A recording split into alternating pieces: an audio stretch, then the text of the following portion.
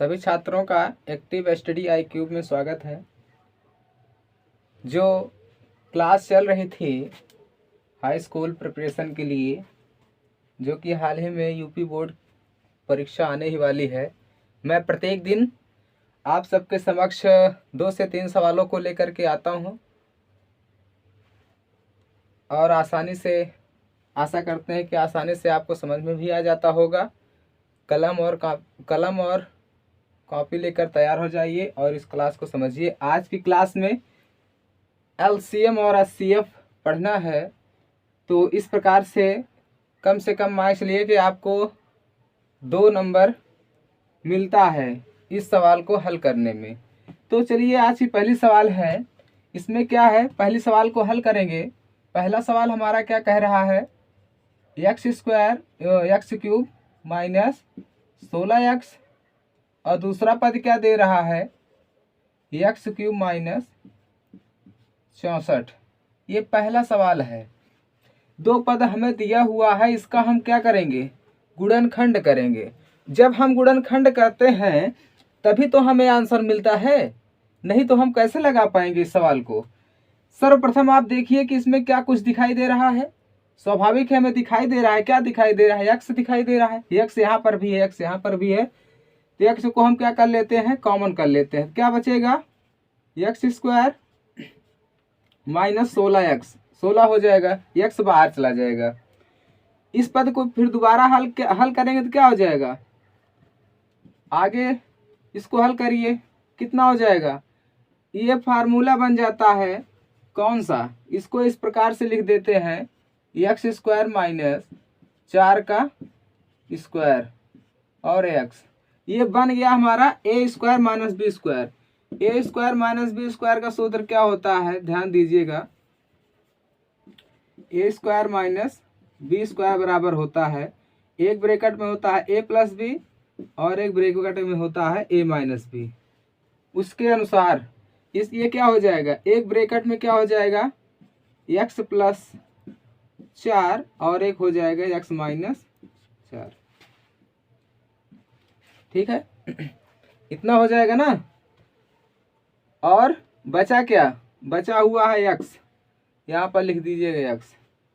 एक पद हमने हल कर लिया, दूसरा पद क्या हो जाएगा, दूसरे पद को अब जब हम हल करेंगे क्या लिखेंगे, इसको x³ माइनस 64 क्या होता है, 64 का घनमूल क्या होता है, 4 होता है। तो 4 को हम क्या लिख सकते हैं, इस प्रकार से लिख सकते हैं, 4 का क्यूब। अब इसको हल करेंगे तो हमारा एक फार्मूला बन गया a³ माइनस b³ का। ये होता है एक ब्रैकेट में a माइनस बी, दूसरे ब्रैकेट में होता है a² plus b² plus ab होता है।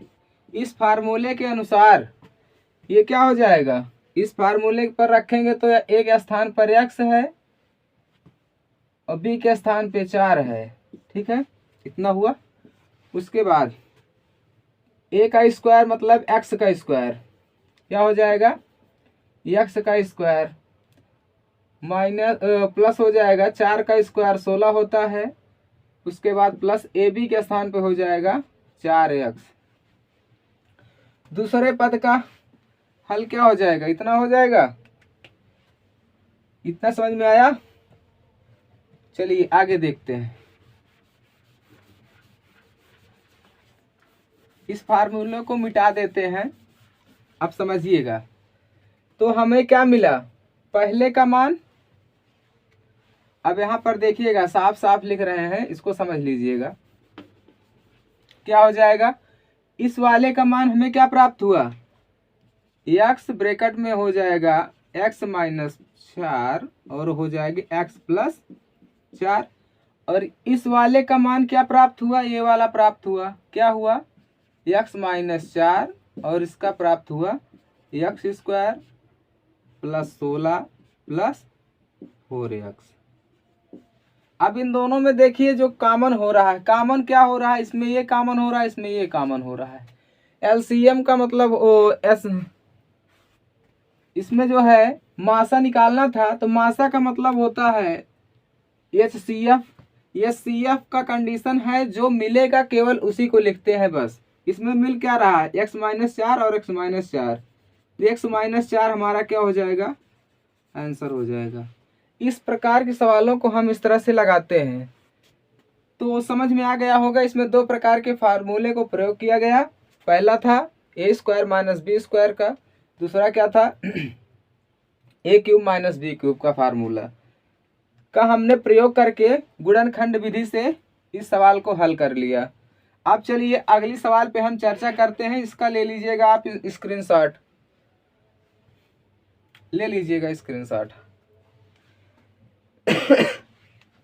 चलिए ठीक है, अब चलिए अगली सवाल पे चर्चा करते हैं। दूसरा नंबर की सवाल क्या कह रही है,